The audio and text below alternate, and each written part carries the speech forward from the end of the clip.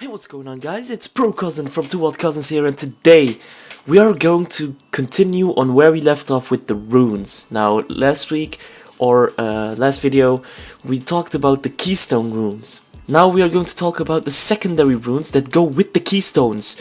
So, what's the point of secondary runes?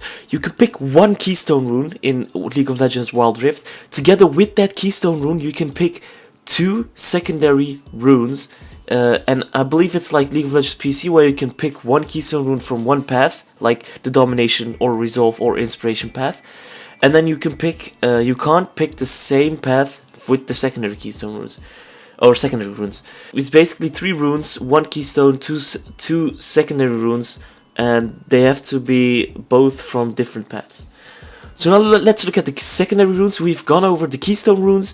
Now we are going to be looking at the secondary runes path by path, because every path has 6 secondary runes, and every path has also different set of secondary runes than League of Legends PC. It has changed a lot. Now let's start with the Domination Rune path.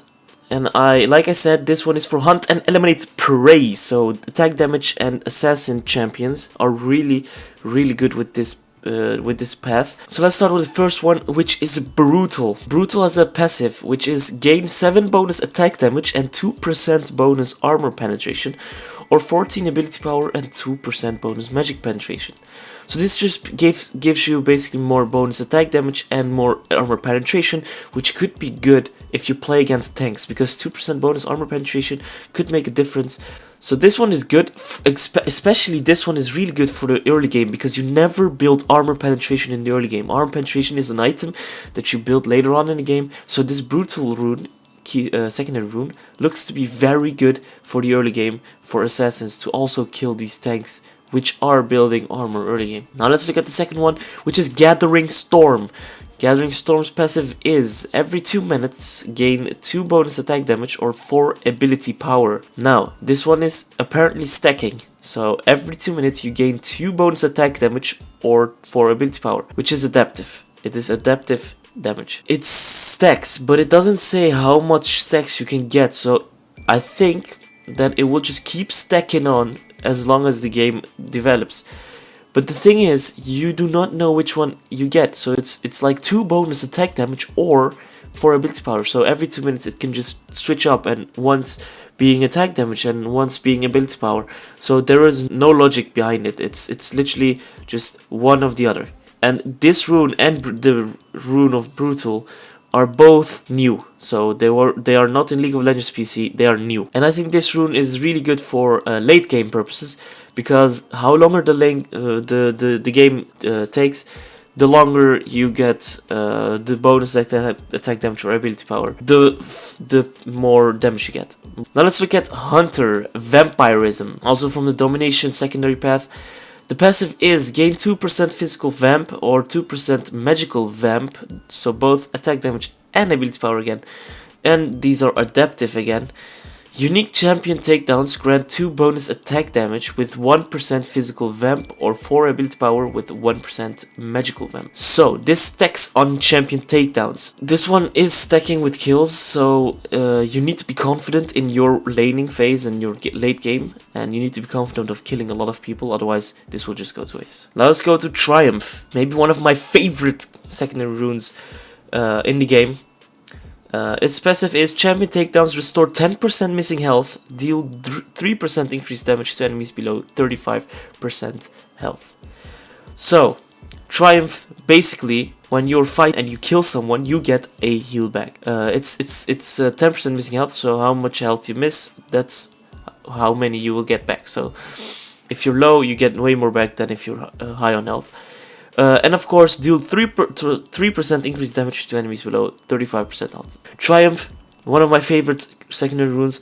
I tend to play this always as I'm playing AD carries as my secondary rune, or even assassins with the secondary rune. That's Triumph for you, and now we get to the 5th Domination secondary rune, which is Weakness. And this is a passive of slowing or immobilizing an enemy champion, marks them for 5 seconds. While marked, they take 5% increased damage. So this is basically the same as one of the other keystones, which was Font of Life, but this time he receives damage, or has increased damage from everyone, not just your teammates, but everyone. So slowing or immobilizing an enemy champion, gives them a mark for 5 seconds. I like this rune. This is also a new rune, and I like it. It's looking like a very good rune for people that actually have slows or stun abilities in their kit. Now let's look at the champion rune. This passive is gain 10% increased damage against champions, lose 5% each time you die until the bonus disappears. Now, this one is very interesting. You gain 10% increased damage against enemy champions. So basically you start off with plus 10%. But then if you die, every time you die you lose 5%. So if you die twice, it's like basically over. The bonus has disappeared and you don't have any increased damage. And the champion rune is just gone. So this is very interesting. So you have to be very confident of yourself that you will not be dying. Otherwise this rune is just useless. Now let's look at the resolve path, the live forever, the tanks, the support rune set, the path where we will see some more sustainable runes. Let's start with backbone. Backbone's passive, gain 10 bonus armor or 10 bonus magic resistance based on whichever stat you have less of. So this basically gives you a better resistance for the stat that you have less.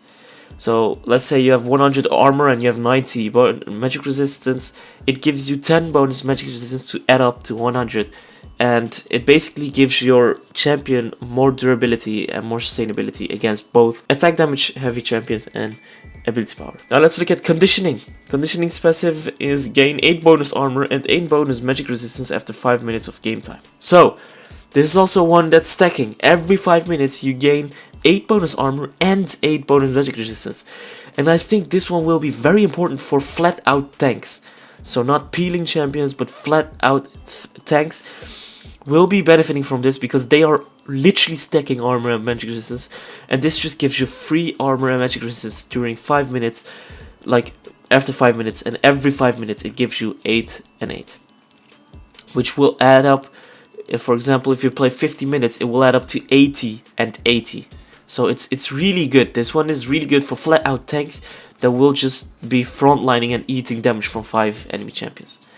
Now let's look at Hunter Titan. So we had a Hunter Vampirism, now we have a Hunter Titan. The Hunter Titan has a passive, gain 20 maximum health. Unique champion takedowns grant an additional 20 maximum health and 4% tenacity. You automatically gain 20 maximum health, so that's nothing. But then unique champion takedowns grant an additional 20 maximum health. So you get an additional 20 health. And then every time you have a unique champion takedown, it adds. And also it gives you 4% tenacity. Tenacity is basically one word that we use to describe the crowd control duration reduction.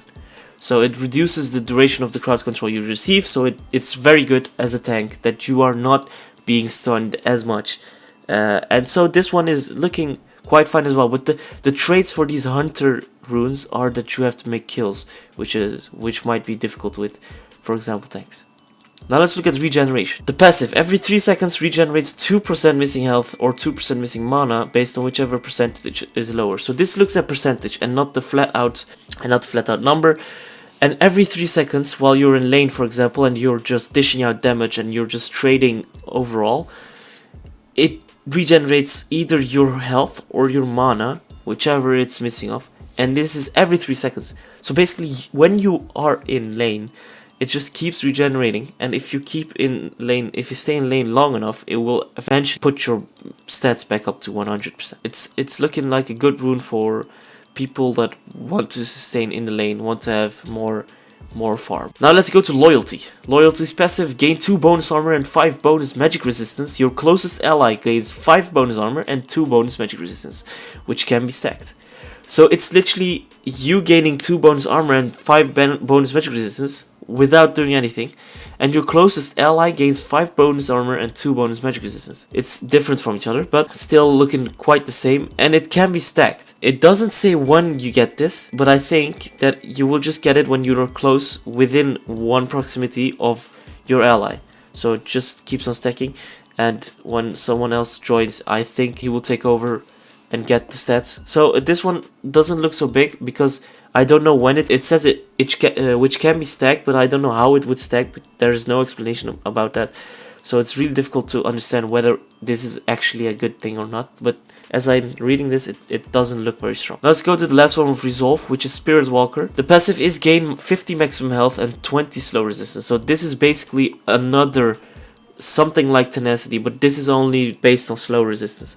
So you are getting slowed less. So you will be faster when someone slows you. For example, the champion slows you for 40%, you will be slowed for 20%. So you will be faster, which can make a lot of difference in League of Legends. So I think it will make a lot of difference in Wild Rift as well. And you gain 50 maximum health, so not more than 50. Yeah, this doesn't look very strong, but it has its upsides. For example, when you're playing against people that have heavily slows, so it would work very well. Now let's go to Inspiration. Outwit mere mortals. Now Inspiration, like I said last episode, more sorcerer kind of, more ability power champions and supports.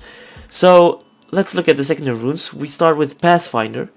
Pathfinder passive, when out of combat, gain 8% bonus movement speed in brush, jungle and river. Now you would assume and you would think, why is this beneficial? It's really beneficial because supports, for example, or mid laners do have to roam a lot. Supports and mid laners do have to roam a lot. For example, supports do roam to mid lane, top lane, and the jungle, warding and doing stuff like this. And 8% bonus movement speed could ensure that you're there quicker and out of there quicker without being noticed, without being collapsed on. And for mid laners, this is also very beneficial because the mid laners do tend to gank bot a lot.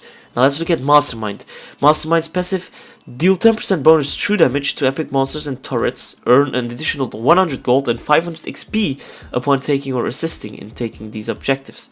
So again, this looks like to be some jungle slash support rune because you deal more true damage. Okay, the true damage part has nothing to do with supports, but to epic monsters and turrets, mostly these stuff are being done by jungles and for example supports that help with taking turrets down and epic monsters.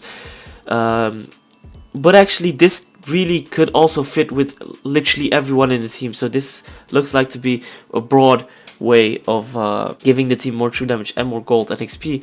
Now we get to the Hunter side of Inspiration. Hunter Genius. Gain 2.5% cooldown reduction. Unique champion takedowns grant 1.5% cooldown reduction.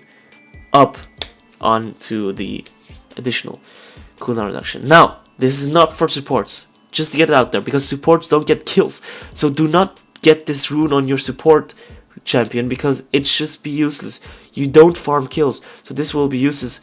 And this rune seems to be very good for AP junglers, so ability power junglers or ability power mid laners, because mid laners and junglers and just ability power champions in its whole do need a lot of cooldown reduction to use their abilities more, because they are really focused on their abilities instead of auto attacks. So this one very important for mid laners and junglers who build AP. Now let's look at Sweet Tooth. Increases honey fruit healing by 25%. Each fruit eaten also provides 20 gold.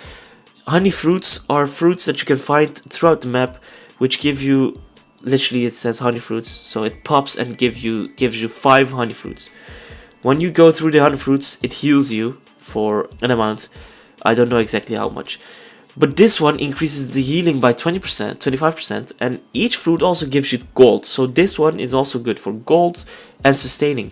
Now, if you ask me, another no mid lane rune. So I do not like to see this in mid lane. I would not like to see this in mid lane because it's just useless. Because mid laners can have literally every other rune that will be better for this. Like I said, jungle and support. Also this for gold farming, for sustaining, because junglers need to sustain a lot. They can't really back as much as laners because there's also a threat that the enemy team is going to take objectives within the jungle. So this is very good for jungle champions and also for supports. Now let's look at Peck Hunter. While near ally champions, gain 2% bonus movement speed for each unique ally you participate in the takedown with. You gain 50 gold and the ally gains 50 gold. So literally again, jungle and support rune. Jungle and supports are always with their team. This is no denial in this. They are always with their team. They always fight. Like, if you're a supporter or jungle, you need to have at least 90% of kill participation at the end of the game. Because it's very important for you to be at your team, to support them, to give them fuel, You know, this one is literally also meant for them to give more bonus movement speed. The movement speed is for you, but what it gives to your ally, so if for each unique ally you participate in a takedown with, so you have to fight with them, you gain 50 gold and the ally gains 50 gold. So you are farming gold yourself and you are giving gold to your ally without that ally having this rune. So this is very important for supports and jungles again. And up until this point, this looks like to be one of the better inspiration runes, secondary runes. So I would keep my mind on this, keep my eye open on this, because it looks very good. Now we go to Mana Flow Band, a classic rune, also in League of Legends PC. Hitting an enemy champion with an ability or empowered attack permanently increases your maximum mana by 30 up to 300 mana. Now, again, supports very good with this. Ability, for example, no attack damage champions would be good with this, just only ability power. Supports very good with this. Ability power mid laners very good with this. Maybe even ability power top laners very good with this. I would not recommend this on junglers because junglers do not have many interactions with enemy champions. But mid laners do tend to take this like 8 out of 10 times. 80% of the times mid laners do take this because this is really good. Stacking up to 300 mana every time you hit someone with an ability or an empowered attack, they give you maximum of 30 mana. This is literally what they want because otherwise you have to build mana items, which just takes longer naturally. This was it. The 3 paths: Domination, Resolve, and Inspiration with their secondary runes. I hope you enjoyed. Leave a like, subscribe, and turn on notifications for more awesome content. And I'll see you guys later.